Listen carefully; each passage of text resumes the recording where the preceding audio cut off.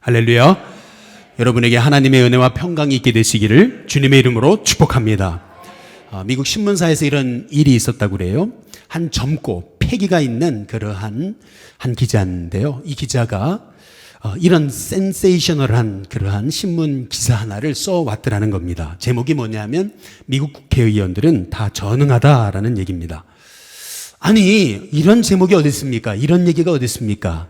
근데 이 기사는 그냥 감정적으로 쓰여진 게 아니고 아주 논리적으로 또 그럴 만한 자료를 통해서 이렇게 기사를 써왔다라는 것이죠. 원고를 읽어본 이 고참 기자가 이 기자를 향해서 이렇게 얘기하는 겁니다. 아니, 당신 이 기사가 나가면 책임질 수 있는가? 그때에 이 젊은 기자가 얘기하는 거죠. 아주 패기 있고 그 젊은 이제 기자가 아니겠어요? 내가 책임지겠다고 말이죠. 그러니까 신문 기사로 이제 실어달라는 그러한 얘기입니다. 끝까지 자기 주장을 철회하지 않습니다. 끝까지 버팁니다. 고참 기자는 아주 난처합니다. 이 기사가 나가면은 아마도 이 신문사에 전화가 빗발칠 텐데, 항의 전화가 오기 시작할 텐데, 큰일 날 텐데. 잠깐 깊이 생각을 하는 중에 지혜가 떠올랐습니다. 이 젊은 기자에게 이렇게 얘기했습니다.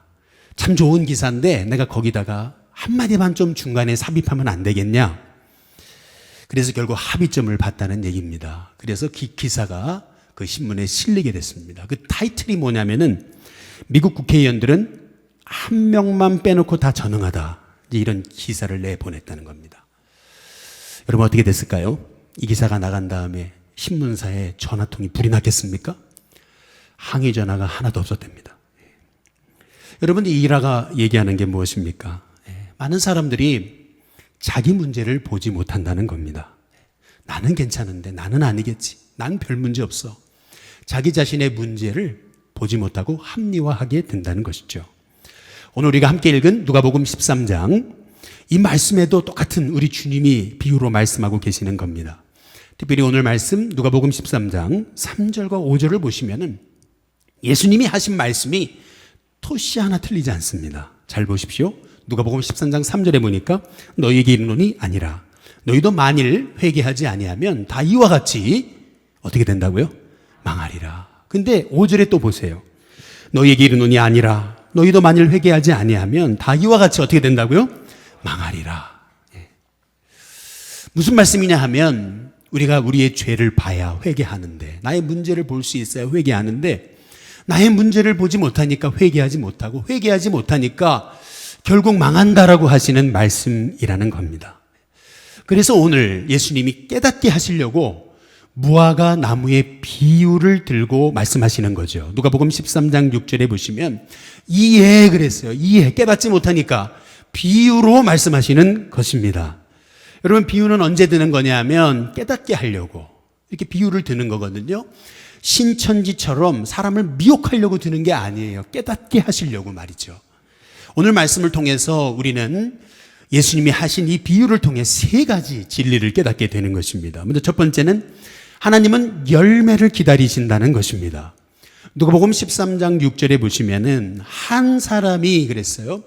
포도원에 무화과 나무를 심은 것이 있었다 그랬습니다. 그런데 와서 그 열매를 구하였으나 그랬어요. 당연히 무화과 나무를 심으면 열매를 구하는 것은 당연한 것입니다. 그 이유가 있어요. 무화과 나무를 왜 심냐는 것이죠. 소나무를 심으면은요 아주 운치가 있죠. 그러나 무화과 나무는 아니에요. 한번 사진을 보여주시면은 무화과 나무는요 관상용으로도 쓸 수가 없어요. 운치가 있지 않아요. 또 백향목처럼 아주 굵고 아주 그냥 높이 자라지도 않습니다. 제목용으로도 이건 아니에요. 그렇다면 아름답기라도 합니까? 아주 펑푸짐하게 자라나고요. 무화가 아니겠어요? 꽃이 없어요. 아름답지도 않아요. 미관상으로도 쓸모가 없는 나무입니다. 오로지 무화과 나무를 심는 목적은 한 가지인 거예요. 그건 뭐냐 하면은 무화과 나무에 열매를 구하기 위함인 거예요. 열매를 구하기 위해서. 우리 하나님은 무화과 나무를 심는 한 사람의 비유를 통해서 바로 우리에게도 열매를 찾으신다라고 지금 우리에게 말씀하고 계시는 것이죠. 왜 여러분 음식에 소금을 넣습니까? 음식에 맛을 내기 위해서 소금을 넣는 거잖아요. 근데 아무리 넣어도 짜지지 않아요. 맛이 없습니다. 그렇다면 소금은 버려버려야죠. 마찬가지로 무화과나무를 왜 심습니까? 바로 열매를 구하기 위함이라는 것입니다. 여기서 우리가 알 수 있는 사실이 있어요. 그게 뭐냐면 이 땅에 존재하는 것은 다 목적이 있다는 겁니다. 존재의 목적 없이 이 땅에 태어나는 존재는 없다는 거예요. 여러분, 닉 부이치치라고 가끔 말씀드리죠. 팔다리가 없이 태어났습니다. 아니, 하나님 왜 나를 태어나게 하셨나? 이 쓸모없는 인간을 말이죠. 이제 사춘기가 들어서면서 나는 아무 쓸모없는 사람이지. 그래 죽으려고 그랬는데도 팔이 있어요, 다리가 있어요. 죽을 수가 없는 거죠. 그러던 어느 날 요한복음 9장을 읽다가 나에게도 하나님의 계획이 있어서 나를 이 땅에 오게 하신 것이구나 깨닫고 나를 향한 하나님의 존재 목적을 알게 되자 그의 인생은 전 세계로 복음을 전하며 다니는 전도자가 되고 CEO가 되고 작가가 되는 것을 이제 볼 수가 있는 것이죠. 여러분, 존재하는 모든 것에는 목적이 있다는 사실을 믿으시기를 주님의 이름으로 축복합니다. 가끔 성도들이 그런 얘기를 하시거든요. 아니, 이 늙은이가 어디에다 쓸모가 있겠냐고 이제 이럽니다. 여러분, 그렇지 않습니다. 여러분에게 아직 사명이 남아있기 때문에 하나님께서 이 땅에서 계속 이 땅에서 하나님 불러가지 않으시고 지금 여러분 이 땅에 존재하게 하시는 줄로 믿습니다. 어떤 분이 그래요. 아니, 교회 나오시면서 나는 돈도 없고 가진 것도 없고 배운 것도 없고 능력도 없는데 나 같은 것이 이 교회에 쓸모가 있겠냐 말이죠. 여러분, 그렇지 않습니다. 여러분이 얼마나 귀하신 분인데요. 여러분이 이곳에 일심교회 오게 되신 것은 하나님의 계획입니다. 하나님이 분명히 계획이 있어서 여러분을 이곳에 불러주신 줄로 믿습니다. 일심교회도 왜 여기 회원동 땅에 73년 전에 이 땅에 있게 하신 것입니까? 6.25가 나서 부산의 피난민 시절에서도 다시 올라와서 왜 다시 여기 회원동 땅에 있게 하셨고 왜 여기서 이렇게 73년 동안 하나님이 여기 일심교회라고 하는 나무를 심어 놓으셨냐는 것이죠. 우리 주님은 우리 일심교회를 통해서 바로 생명이 살아나는 열매, 또 회개의 열매, 변화의 열매를 기대하시는 줄로 믿으시기를 주님의 이름으로 축복합니다. 지난 주일 밤이었습니다. 잠을 잘라 그러는데요. 막 애기 울음소리가 막 찢어지게 들리는 거예요. 너무 처량하게 말이죠. 이게 무슨 소리지? 그런데 말이죠. 조금 있다가 캬 하고 하는 소리가 들려요. 무슨 소리인가 봤더니 고양이 소리입니다. 한쪽에서 고양이 막 울어대고요. 한쪽에서는 막 서로 싸워대고요. 야, 고양이가 왜 이렇게 많은 거예요? 한 10분 이상 싸워대기 시작하는데요. 잠을 잘 수가 없어요. 그때 갑자기 들었던 생각이 뭐냐면 이 쓸모없는 고양이들, 이 쓸모없는 고양이들, 이 쓸모없는 고양이들 그러고 있는데 갑자기 들었던 생각이 그것입니다. 저 쓸모없는 고양이가 있었기 때문에 우리 교회 주변에는 산도 많고 들도 많지만은 쥐가 없습니다. 그렇잖아요. 그렇구나. 하나님이 저 고양이도 여기에 있게 하신 이유가 있구나. 여러분, 그렇지 않습니까? 마찬가지로 저와 여러분도 하나님이 이 땅에 지금 2020년 3월 1일 날 하나님이 생명을 지켜주시고 여기 있게 하신 이유가 있는 줄로 믿습니다. 존재하는 건 다 목적이 있어요. 여러분, 그 목적을 발견하시기를 주님의 이름으로 축복합니다. 그런데 오늘 여기 무화과 나무에 열매가 없잖아요. 누가복음 13장 한번 6절에 보시면은 그 열매를 구하였으나 우리 주님은 열매를 찾으십니다. 그러나 뭐라 그래요? 얻지 못했다 그럽니다. 열매가 없어요. 그때 주인이 말하는 거죠. 누가복음 13장 7절에 보니까 내가 이 무화과 나무에서 열매를 구하되 얻지 못하니 어떻게 말씀하십니까? 찍어버리라 그러죠. 여기 땅만 버리게 하겠느냐? 참 무서운 말씀입니다. 찍어버려라 라고 하시는 말씀입니다. 로마에 가면요, 우리가 들리게 되는 한 곳이 있습니다. 폼페이라고 하는 곳입니다. 여러분, 폼페이의 최후의 날이라는 영화를 보셨습니까? 그 영화에 보면은 로마인들이 쾌락과 향락으로 살게 되는데요, 갑작스럽게 화산재가 떨어지면서 그 땅은 폐허가 됩니다. 죽음의 땅이 되어버려요. 이 폼페이가 망한 다음에 그리고 나서 로마가 망합니다. 폼페이의 멸망이 말하는 것은 뭐냐면 로마의 멸망의 예표인 너희도 이렇게 망한다는 거예요. 회개하지 않으면, 아니라 회개하지 않으면 이와 같이 망한다. 우리 주님의 말씀 그대로인 거거든요. 우리가 회개할 때 하나님이 기뻐하시는 복된 참 그리스도인다운 열매가 맺어지는 줄로 믿습니다. 깨달으라고 우리 주님 말씀하신 게 찍어내버리라. 이 말씀의 의미는 우리에게 회개를 초청하는 주님의 음성인 것이죠. 저와 여러분이 오늘 이 2020년 3월 1일 이 흉흉한 이 시대 가운데서 우리가 예배드리는 이유를 발견하시기를 주님의 이름으로 축복합니다. 나에게 회개의 열매가 있게 해달라고, 그리스도인다운 열매가 있게 해달라고, 나를 통하여 추구하는 영혼이 일어나는 열매가 있게 해달라고 기도하는 저와 여러분이 되시기를 주님의 이름으로 축복합니다. 두 번째, 오늘 말씀을 통해서 우리 주님은, 하나님은 기다리시되 오래 기다리신다고 말씀하고 계시는 겁니다. 누가복음 13장 7절의 말씀에 보면은 주인이 포도원지기에게 얘기합니다. 내가 3년을 와서 열매를 구하였으나 얻지 못하니 라고 이렇게 말씀하고 계시거든요. 여기서 중요한 말씀은 3년이라는 말씀이에요. 아니, 주인이 그러면 3년만 기다리셨다는 얘기입니까? 그렇지 않습니다. 레위기 19장 23절에서 24절에 보면은 나무 각종 과목을 심거든 먼저 3년 동안은 부정해서 먹지 말라 그러십니다. 그리고 4년째에 열매를 얻게 되면 그것은 하나님께 드려야 된다는 겁니다. 이유는 첫 열매니까. 그리고 나서 주인이 먹을 수 있는 열매는 5년째부터입니다. 5, 6, 7, 3년을 기다렸다는 얘기입니다. 합의 총 이 주인은 7년을 기다린 거예요. 7년 동안, 아니 관상용으로도 제목용으로도 그리고 미관상으로도 쓸 수 없는 이 무화과나무를 심어놓은 목적은 열매 하나 구하기 위해서 심어놨는데, 아니 7년 동안을 그렇게 기다렸는데 열매를 하나 보지 못합니다. 당연히 찍어내버려라 하시는 말씀은 당연한 것이죠. 근데 우리가 여기서 주목해 봐야 되는 것은 뭐냐면은 우리 하나님은 기다리신다는 겁니다. 하나님은 지금도 저와 여러분이 회복되고 또 죽어가는 영혼이 돌아오고 이 땅이 변화되기를 기다리신다는 것입니다. 꼭 집 나간 탕자가 다시 집으로 돌아오기까지 그렇게 밤이 새도록 기다렸던 그 아버지처럼 말이에요. 탕자가 돌아올 때 바로 신발을 내던지고 그렇게 그 체면에도 불구하고 달려가서 그 아들을 맞이했던 그런 아버지처럼 말이죠. 하나님은 우리를 기다리십니다. 기다리시되 오래 기다리시는 거예요. 이번에 코로나 문제로 여러분 신천지에 그 실체가 다 드러나고 있잖아요. 참 고통스러운 지금 상황이지만 어쨌든 하나님의 섭리가 있음을 믿고 우리는 기도할 뿐입니다. 유튜브에 보면은요, 한 전도사님이 이 신천지에 빠졌다가 8개월 만에 돌아온 그러한 그 유튜브 영상이 나오잖아요. 우리 속해 카톡방에도 어떤 집사님 한 분이 이걸 올려주셨더라고요.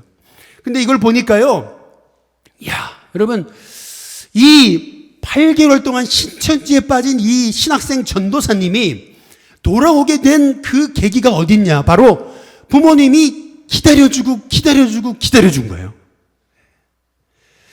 우리 같으면은요, 신천지다 그러면은요, 너가 어떻게 신천지냐? 너 신천지 맞지? 그럴 수 있어 그럴 텐데, 상담소에서요, 신천지에서 뛰쳐나온 한 자매가 이제 얘기를 하다 보니까 그 청년이, 그 전도사님이 신천지인 게 이제 발각된 거죠. 그래서 이제 그 상담소에서 부모님께 전화를 건 거죠. 당신 아들이 신천지라고.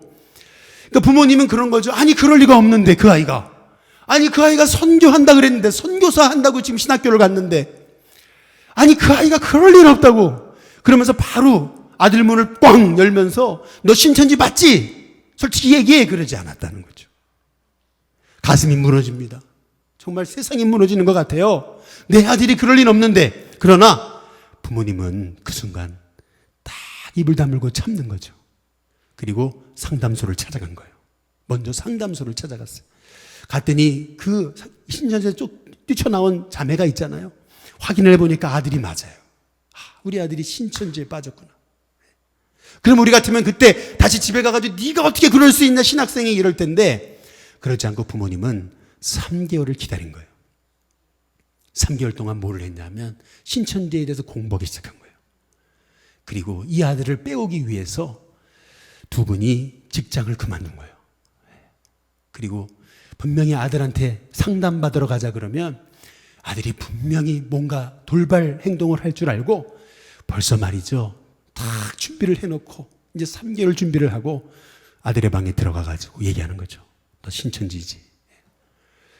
대뜸 아들이 했던 행동은 핸드폰을 막 찾더라는 거죠. 핸드폰을. 신천지에서는 딱 이 신천지인 것이 발각되면은 바로 신천지에 연락해야 된다 하잖아요. 근데 신천지가 이 어떻게 할 것이라는 걸 다 알고 있었던 부모님은 이 핸드폰을 숨겨놓은 거죠. 아무리 찾아도 핸드폰이 있나요? 그 다음 어떻게 해야 됩니까? 뛰쳐나가야 되잖아요. 화장실을 들어가서 문을 열고 뛰쳐나가려고 했더니 화장실 문을 쫙 창문을 열었는데 여러분 저 화장실 창문에 이 쇠창살이 꽂혀 있더라는 거죠. 그때 그냥 갑자기 뭐 이상한 것을 느꼈다는 거죠. 비장한 각오. 벌써 전쟁이 벌어졌구나. 갑자기 순한 양이 돼버렸습니다. 그 이유는 이제 순복하는 게 아니고요. 이제 새벽에 도망치려고. 그래서 어떻게 됐습니까? 새벽에 도망치려고 가만히 보니까요. 문은요. 아예 자물쇠로 잠가놨습니다. 도망치려고 보니까 엄마, 아빠, 그리고 누나인가요? 동생인가요? 어쨌든 그 앞에서 불침번호를 쓰고 있는 거죠. 이야, 여러분 이렇게 되니까요. 부모님은 이제 된장찌개를 끓이면서 우시고 그리고 이 청년은 또 부모님 천국 못 갈 것 같아서 또 운다고 그러고 서로 울고 난리를 부리는 거죠. 그래 뒷베란다로도 한번 나가볼까 나가봤더니요. 거기에 음식이 수북히 쌓여있는 거예요. 계란이고 뭐고 다 쌓여있는데요. 부모님이요 벌써요. 이 아들을 변화시키려고요. 아예 며칠 동안의 음식을 다 재놓은 거라는 거죠. 그때 아들이 깨달은 거예요. 우리 부모님 저렇게 애원하시는데 한 번만 가서 상담 받아보자. 한 번만 받아보자. 받겠다고 그러니까요. 이제 나갈 줄 알았죠. 나가면 도망칠 수 있잖아요. 그런데요. 상담사가 말이죠. 캐리어로요. 아예 짐을 싸들고 집으로 들어오더라는 거죠. 그리고요. 집에 와서 딱 이틀간 밤을 새워가면서 신천지의 허구에 대해 설명하고 이만 백마를 탄 게 아니다. 모든 종교의 이단 교주들은 다 백마를 탔다. 이제 이 얘기를 딱 얘기하기 시작하니까 이 신천지의 허구성이 드러나면서 야, 내가 이런 사기꾼 집단에게 내가 이렇게 넘어갔는가. 너무 부끄럽더라는 거죠. 결국 자기 발로 신천지에서 빠져나오고 이제는 신천지에 빠졌다가 돌아온 영혼을 상담하는 상담사로 활동하고 있다는 거죠. 저는 이 얘기를 간증으로 보면서 그래, 여러분 기다림은 사랑입니다. 기다림이 사랑이에요. 여러분이 영혼을 위해 정말 사랑으로 기도하신다면 기다리십시오. 그리고 기도하세요. 지혜를 달라고. 하나님께서 저와 여러분에게 여러분의 가정, 자녀, 일터 만남, 죽어가는 영혼을 살리는 지혜와 능력을 허락해 주시리라 믿습니다. 마지막 세 번째로 오늘 이 말씀을 통해서 우리 주님은 중보자는 영혼을 책임지는 사람이라고 말씀하고 계시는 겁니다. 여기서 주목할 것은 무화과 나무가 왜 열매가 없었냐는 거예요. 아니 7년 동안이나 심어놨는데 왜 없는 거예요? 무화과 나무가 왜 열매가 없습니까? 아마도 이거는 무화과 나무의 책임인 거예요. 병들었든지 뭐 이상이 있든지 문제가 있든지 그러니까 7년 동안 열매가 없는 거 아니겠습니까? 분명히 우리는 저 무화과 나무 책임이라고, 무화과 나무가 못 돼가지고 저런 거라고 우리는 그렇게 얘기할지 모르겠습니다. 그러나 여러분 잘 보세요. 포도 얹기가 뭐라 그래요? 누가복음 13장 8절에서 9절입니다. 잘 보시면은 대답하여 이르되 주인이여 금년에도 올해 한 해만 그대로 더 달라고 내가 두릅하고 내가 거름을 주겠다. 내가 두릅하고 내가 거름을 주겠습니다. 이게 무슨 말이에요? 여러분 내 책임이라는 거예요. 나무 책임이 아니라는 거예요. 내가 돌보지 않고 거름 주지 않고 가꾸지 않고 관심 갖지 못하고 사랑해 주지 못하고 돌봐주지 못했기 때문에 결국 이 무화과 나무가 열매가 없는 거지 저 무화과 나무 책임이 아니라는 거예요. 금년에도 1년만 기회를 달라고 지금 요청하는 것은 저 무화과 나무에게 기회를 달라고 하시는 말씀이 아니에요. 이 말씀은 바로 이 포도원지기에게 기회를 달라는 거예요. 여러분, 이게 중보자의 마음입니다. 우리는 조그만 어려움이 있어도 누구 때문이라고, 누구 탓이라고, 저 인간 때문이라고 이렇게 얘기하잖아요. 여러분, 이건 중보자가 아닙니다. 중보자란 바로 이 나무에 열매가 없던 것이 저 나무 책임이 아닌 내 책임입니다. 내가 기도하지 않았습니다. 내가 돌보지 않았습니다. 내가 먹이지 않았습니다. 내가 양육하지 않았습니다. 내가 가서 전하지 않았습니다. 내 책임입니다. 바로 그 모든 그 문제의 책임을 나에게 돌리고 문제를 끌어안고 하나님 앞에 문제 해결을 위해서 기도하는 사람이 다리를 놓는 사람, 바로 중보자입니다.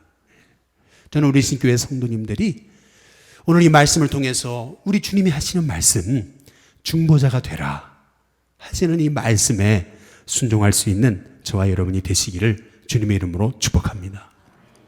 이번에 여러분 뉴스를 보면서 신천지의 실상이 드러나면서 얼마나 많이 놀라셨어요. 야, 신천지가 이런 데였구나. 여러분 얼마나 충격받으셨습니까? 얘기를 들어보니까 한 달에 신천지가 전도하는 사람들이 2,000명이래잖아요. 1년에 2만 명.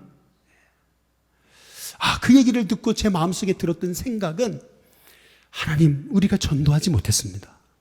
제가 전도하지 못했습니다. 내 책임입니다. 라고 하는 그러한 생각이 드는 거예요. 이번 주에 우리 사역자 카톡방에 한 얘기가 하나 올라왔습니다. 요새 우리 신천지 문제로 사람들이 예민하잖아요. 저 사람 신천지 아닌가? 저기 신천지 아닌가?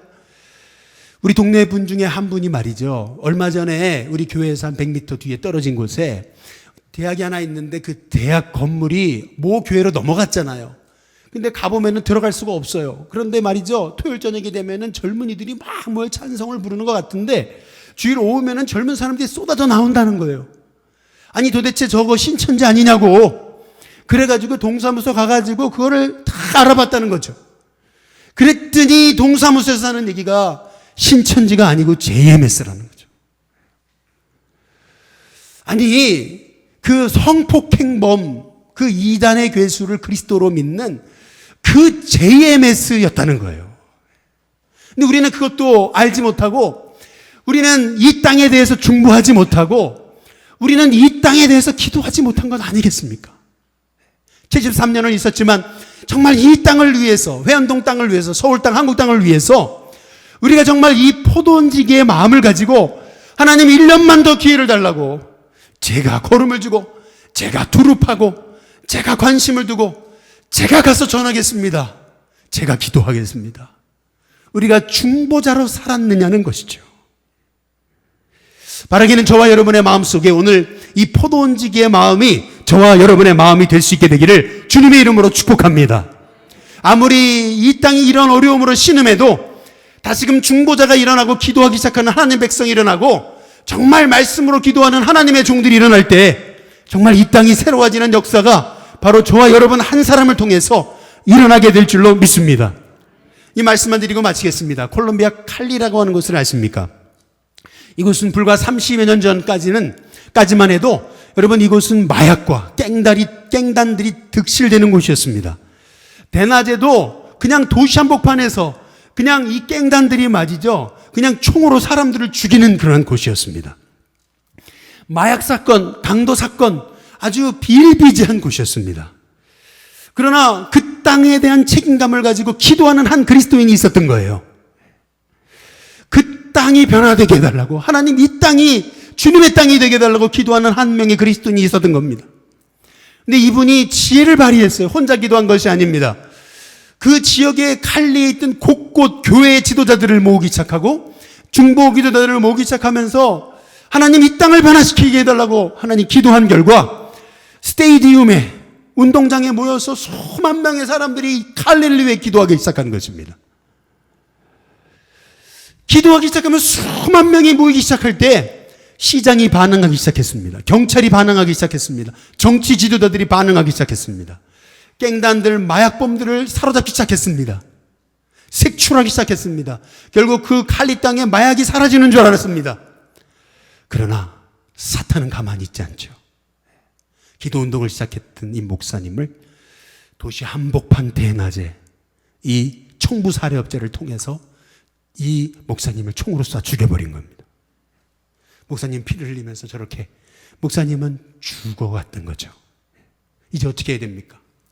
이제 어떻게 이 땅을 위해 기도할 수 있겠습니까? 그때 아내가 다시 기도로 일어납니다.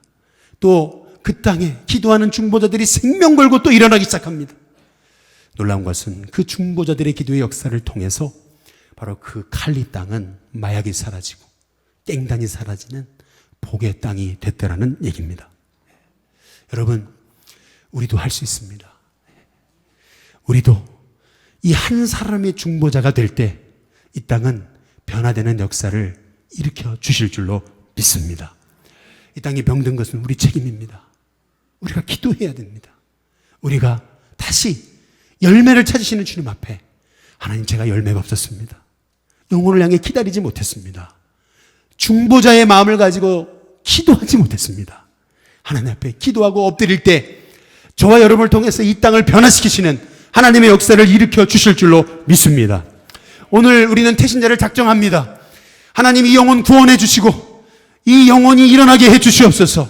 중보자의 마음을 가지고 기도하고 기다릴 때 하나님께서는 저와 여러분을 통해서 이 땅에 죽어가는 영혼이 살아나고 다시금 이 땅에 주님의 놀라운 복음의 역사가 일어나며 또 오늘 사순절 첫 번째 주일인데 이 사순절 동안 기도할 때에 이 코로나 바이러스가 모두 종식되어지고 또한 부활절 때 우리가 정말 기쁨으로 예배다운 예배를 드리게 되는 은혜가 있게 될 줄로 믿습니다.